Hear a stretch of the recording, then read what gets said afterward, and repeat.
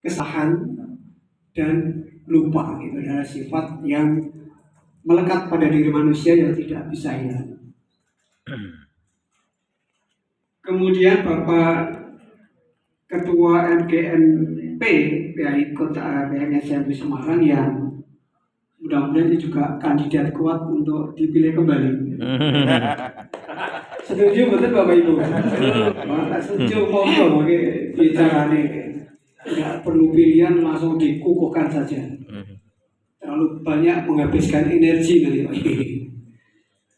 Kemudian Ibu Kepala Sekolah yang tadi sudah menyampaikan panjang lebar sejarahnya SMP Kesatrian ataupun mungkin juga Yayasan Kesatrian ya Bu. Saya juga ada sedikit cerita Bu.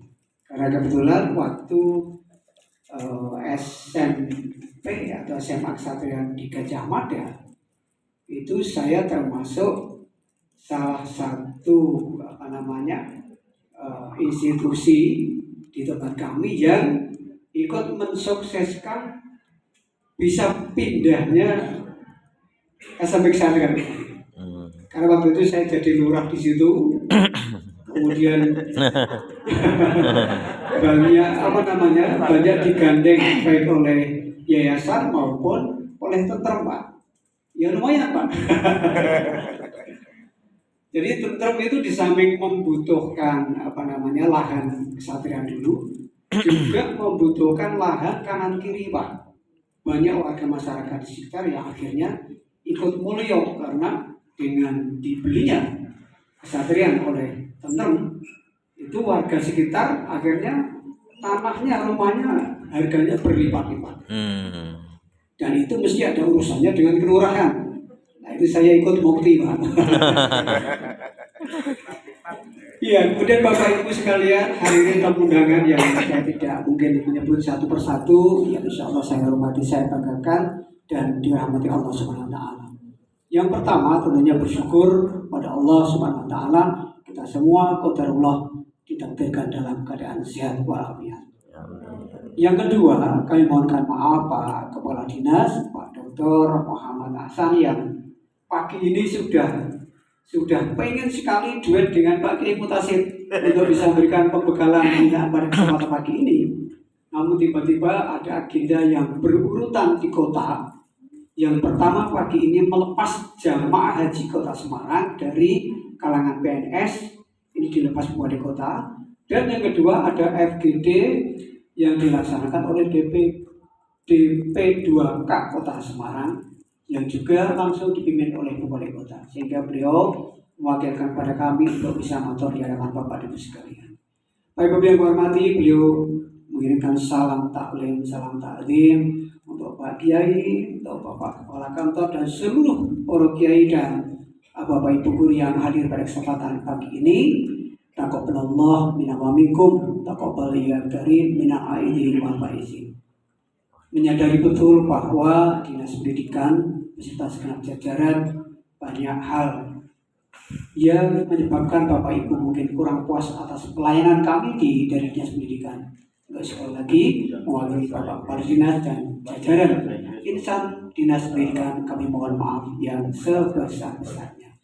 Mudah-mudahan pada hari ini kita semua sudah tidak memiliki kesalahan lagi antara kami dari dinas dan juga Bapak Ibu selaku pelaku pendidikan yang ada di wilayah di satuan pendidikan masing-masing.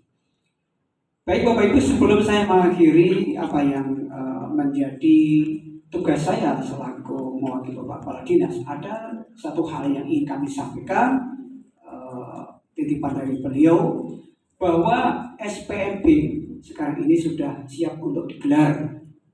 Peraturan wali kota maupun petunjuk pelaksanaan sudah siap dan sudah masuk ke elit bagian hukum, tinggal nunggu tanda tangan wali kota.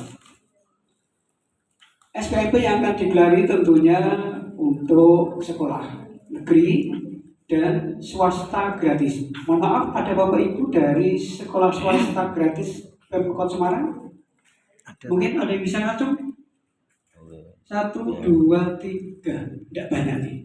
Berarti ini lebih banyak swasta yang tidak gratis, artinya swasta berbayar. Bapak Ibu sekalian, di dalam konsep SPMP yang akan digelar tahun 2026 ini tidak begitu banyak mengalami perubahan, tidak begitu signifikan, tapi ada penajaman-penajaman yang memang itu menjadi tugas kami untuk menyempurnakan proses SPP tahun 2025, khususnya di jalur afirmasi, yaitu untuk anak-anak penyandang ABK. Anak-anak ABK itu karena memang di dalam aturannya Kementerian Dikdasmen itu tidak boleh menolak anak yang mendaftar di semua satuan pendidikan, khususnya negeri. Kalau swasta bebas ya Bu, bisa memilih. Tapi kalau yang negeri tidak boleh menolak, sehingga sebelum kami melaksanakan SPMP ada pra SPMP untuk bisa menentukan anak-anak ABK itu nanti apakah harus masuk ke sekolah yang bersifat inklusi, artinya satuan pendidikan yang umum, ataukah nanti akan dievaluasi untuk mendapatkan pendidikan layanan khusus yang dibentuk oleh Ibu Wali Kota, namanya rumah inklusi. Jadi rumah inklusi itu nanti perannya hampir sama dengan SLP yang dikelola oleh provinsi, tapi ya belum sempurna karena ini masih di awal. Tapi setidaknya Bapak dan Ibu, di satuan pendidikan negeri nanti yang saat ini banyak keluhan, karena mohon maaf sekali anak-anak ABK itu bagaimanapun sedikit banyak mengganggu anak-anak yang mohon maaf kondisinya normal. Nah, Bapak Ibu guru pun juga demikian. Beliau mengalami satu hal yang jadi piye nak ditolak kok yo. Kasihan kalau enggak Bapak Ibu guru sendiri tidak mempunyai kompetensi yang cukup untuk menghandle anak-anak ABK. Maka Ibu Wali Kota sangat cerdas, ini harus ada solusi. Jadi semua diterima dulu, setelah di-assessment oleh RDRN dan lembaga-lembaga psikologis yang ada di Kota Semarang, nanti akan dievaluasi dengan assessment lanjutan. Nah, di dalam assessment lanjutan itu nanti melibatkan para guru pengampu, kemudian juga Bapak Ibu orang tua wali murid, dan juga lembaga-lembaga psikologis termasuk RDRN. Nah, sehingga dengan demikian ketika setelah evaluasi lanjutan itu nanti ditemukan, oh anak ini mestinya harus terpisah dari anak-anak yang lain. Yang bisa ikut di sekolah satuan pendidikan umum itu adalah anak-anak difabel yang mungkin hanya, mohon maaf, cacat tubuh, tetapi secara psikis tidak ada masalah. Artinya bisa mengikuti proses belajar mengajar normal seperti anak-anak yang lain. Sehingga itu nanti akan menjadikan situasi proses belajar mengajar di satuan pendidikan itu akan lebih nyaman lagi.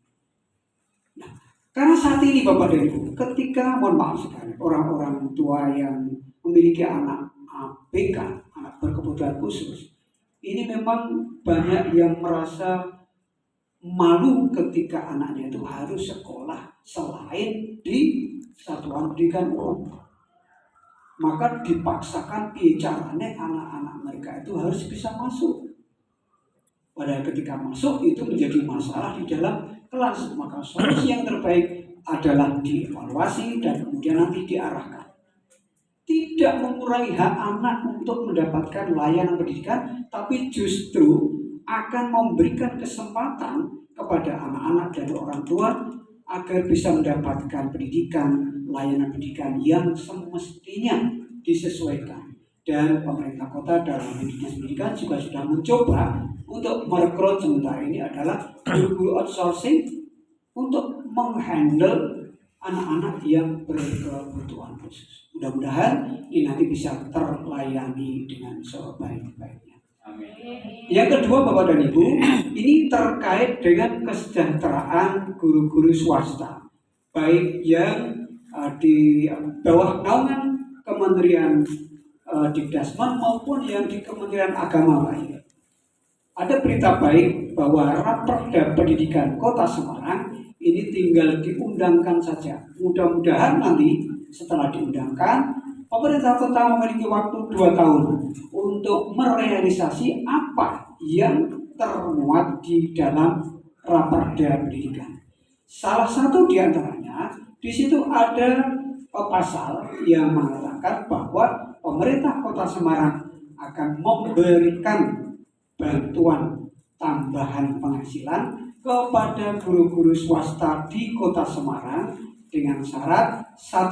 Sudah ber-NUPTK, yang kedua belum menerima sertifikasi ataupun yang namanya apa Pak? Satu Pak? Yang kemarin Kementerian Agama sudah laksanakan Pak? PPG. Bukan PPG, PPG kan sertifikat. Insentif. Bukan. Iya. Remunerasi bukan. Ada satu lagi. Ayo, masa Bapak Ibu ada yang sudah menerima masa lupa? Kalau sudah ditransfer lupa namanya ya. Saya sendiri karena tidak terima jadi nggak begitu Pak. Tidak ada Pak. Bukan, misalnya itu untuk teman-teman yang IPASING. Ini IPASING sedang diperjuangkan oleh teman-teman dari Dinas Pendidikan Pak. Mudah-mudahan nanti bisa juga diperjuangkan. Nah, Bapak Ibu sekalian, pemerintah Kota Semarang dalam hal ini Ibu Wali Kota dan Bapak Ibu di DPRD Kota Semarang ini sungguh sangat memikirkan kesejahteraan para tenaga pendidik khususnya dari kalangan Bapak Ibu swasta. Mengapa? Saat ini masih ada guru-guru swasta itu yang mendapatkan gaji atau honor itu jauh dari UMK Kota Semarang, betul? Jauh. Kalau saya berharap yang di Satrian tentunya sudah lebih semua ya, tidak ada yang tidak UMK,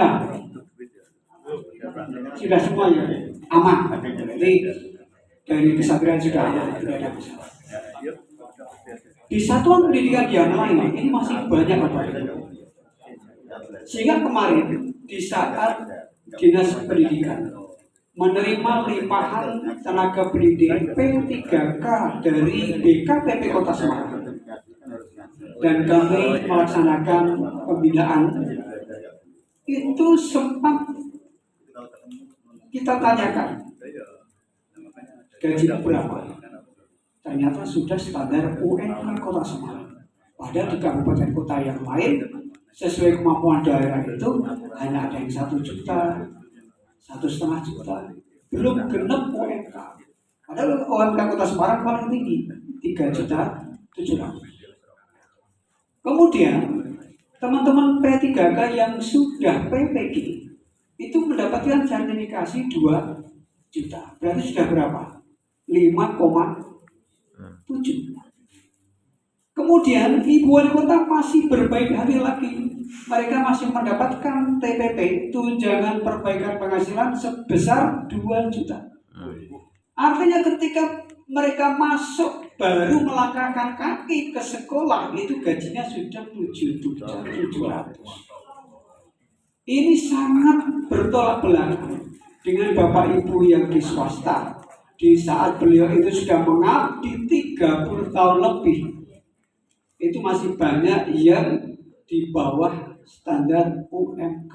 Maka mudah-mudahan semangat dari Raperda Pendidikan yang diinisiasi oleh pemerintah kota dan DPRD Kota Semarang nanti dalam waktu maksimal 2 tahun sudah bisa direalisasi dan Wali Kota Semarang mudah-mudahan segera bisa memberikan bantuan itu kepada kawan-kawan yang ada di sektor swasta. Karena itu sangat dinantikan. Bapak Ibu, ada informasi negatif yang sempat masuk ke kami dari bidang GTK, guru dan tenaga pendidikan. Itu melaporkan kemarin bahwa dari sekian teman-teman guru P3K yang baru saja dilantik, itu interinfo sudah banyak yang menggugat cerai suaminya, Pak ya. Kenapa dibilang? Ini parah ini ya. Iya, karena apa? Merasa gajinya sudah tinggi melebihi penghasilan dari suami. Ada 3 kasus yang masuk ke distrik kemarin, sempat kami komunikasikan dengan GTK. Permasalahan apa mas? Kan itu dicoba untuk dipertemukan. Rata-rata masalah ekonomi pak. Suaminya driver, suaminya ojol, suaminya penghantar atau pengirim paket. Si istri itu tidak sadar bahwa istri itu bisa seperti itu karena dorongan suami sejak awal. Nah sekarang misalkan istri diangkat P3K dengan gaji 7,7 juta, suaminya ditendang Pak. Nah ini mudah-mudahan di satuan pendidikan Bapak Ibu tidak terjadi hal yang demikian. Amin. Kalau ada anak-anak P3K yang mengajukan gugat cerai gara-gara masalah itu, tolong jangan ditandatangani. Terus Bapak Ibu. Ojo malah sih bapak-bapak, ini beneran dipercepat guys. Ini jangan sampai terjadi. Baik Bapak dan Ibu, itu beberapa hal pesan dari Bapak Dinas. Sekali lagi salam taklim, salam taklim dari beliau untuk Bapak Ibu sekalian. Sekali lagi mohon maaf, terima kasih. Assalamualaikum warahmatullahi wabarakatuh.